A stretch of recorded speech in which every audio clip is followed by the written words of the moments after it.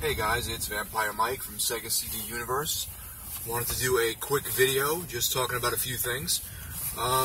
So first and foremost, or not foremost, but first, I made a Patreon. Very hesitant about it, very reluctantly. I've always said that my videos are very low tech, you know. I do these car vlogs, I talk on my couch, I talk in my dining room. I guess the common denominator is always just talking. I've never done polished videos or highly produced videos or edited videos, and it's going to stay that way. I just kind of put it up there because more and more of my friends are doing it. I wanted to just throw it out there. You know, some people do ask me, like, oh, can I give you some money? Can I donate to you? Can I give you a tip, so to speak? And you know, put it towards a game you want or something that you wanted to review. So the option is there for whoever wants it. I appreciate it. If anyone wants to, you will not be hassled by it. I'm not going to do spots on my videos talking about it. I'm not going to do it at the end of the beginning of the videos. I just wanted to this one time mention I had it. I also mentioned it on Twitter and Facebook. And that's really it. I may put it down in the description so that if anyone ever wants to use it, they can. Doesn't matter to me either way. You know, I appreciate it if you do. I'm not spitting on it if you do use it or saying I'm ungrateful. But this isn't my job. This is a hobby. This is for fun. Would it help?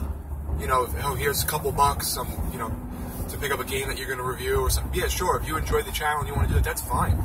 And I appreciate it. But you really don't have to. This channel's not going to change. Yeah. So I'll put that down in the description. The other thing I wanted to talk about was I picked up a game that I've been eyeing for a little while called World to the West. It looks something like Legend of Zelda, but it's really not. It's a game where you're like these. It's an independent game with these like 4 characters, I believe. Each of them will have different abilities. And with the abilities, you have to solve puzzles and then make it to one another at the end. It's a little more open. It's not like they just drop you in a puzzle room, but you have to, like, you know, go on an adventure and then, like, do different things and meet each other.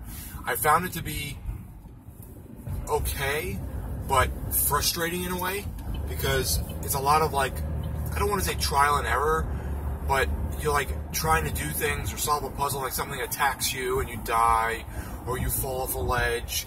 I could see people liking it, and I could see the audience that would appreciate it. I just don't think I'm that audience. So, A World to the West is pretty good. I mean, you know, it's like $10 right now, I think, at GameStop, or $12. They moved all of their new, the new independent games that don't sell. They moved some of them to used. So, World to the West is now like $10. There's one called Pharaoh that's supposed to be like an Egyptian side-scrolling Dark Souls that I heard was terrible. That one got cheaper. And the last one was Rogue Stormers, and that one looked good. I should have picked that one up. It was, it's kind of like Contra, but it's a roguelike. So when you die, you lose everything. But as you progress, you unlock more and more items and upgrades for your weapons. That looked pretty cool. Check that out, I guess, if you have like a, you know, if you want to watch it on YouTube or whatever. I'm trying to think of what else. I watched a few movies. I'm trying to think if anything was like outstanding. Something called Torment. It was okay. Didn't really. It was about a home invasion, but didn't really have a reason for the home invasion. So that movie was kind of like eh. And I picked up. Oh, and I watched another one called Escape from Cannibal Farm. Some people just call it Cannibal Farm. They say it was influenced by Texas Chainsaw Massacre, and I could slightly see that with this like whacked out type of family thing. Some people say it's sort of like Saw. It's like a British B movie with elements of Texas Chainsaw or elements of Saw, but I wouldn't say it's like a great movie. It was, again, alright. I think a lot of stuff coming out now is just alright. Either that or it's, you know, rehashes and redos and reboots. It's like, at least this was sort of a new spin on things to an extent, even though you could see where their inspirations were from. It was okay. I went to my friend's thrift store the other day, and I posted this on Facebook because I was, come on, buddy, because I was really actually excited. So I'm looking through the DVDs, and I'm always keeping an eye out for DVDs that have not been transferred to Blu-ray. So I'm like, oh, do they have Fishing with Gandhi? Do they have American Movie? Do they have whatever? So Fishing with Gandhi is actually on Amazon Prime right now if you want to watch it. I did a video about it a while ago. It's a weird, quirky comedy. But I picked that one up on eBay the other day, actually, because I had eBay bucks. So instead of $4, it was $1. So that was a good deal. But anyhow, I'm always looking out for things. And one thing I've always looked out for the past few months is Texas Chainsaw Massacre: The Next Generation. And I know what most people say about it. They think it's the worst one of the lot. It's pretty silly. You know, I thought Renee Zellweger did a good job. I thought Matthew McConaughey did a good job as a lunatic.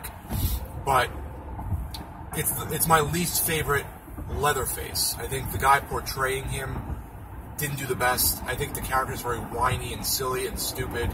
But the movie's pretty funny and it's entertaining, and I don't mind it. I think each Texas Chainsaw movie just kind of has its own thing that makes it interesting.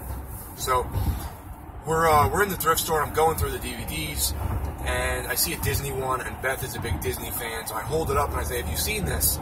And as I say that, I look over, sort of out of the corner of my eye, and I see bright pink and bright green.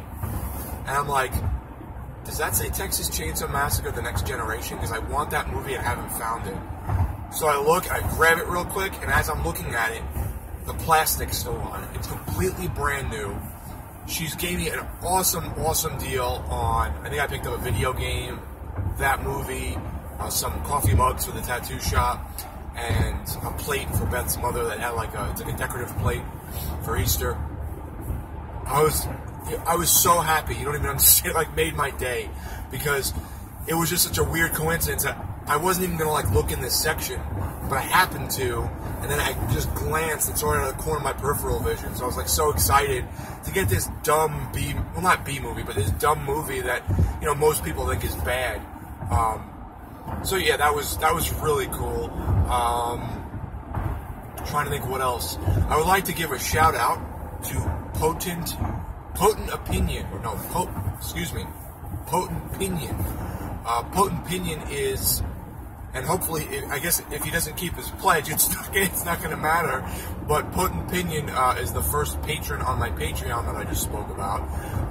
I don't actually know who he is in regards to YouTube. I guess he's just a viewer. Thank you.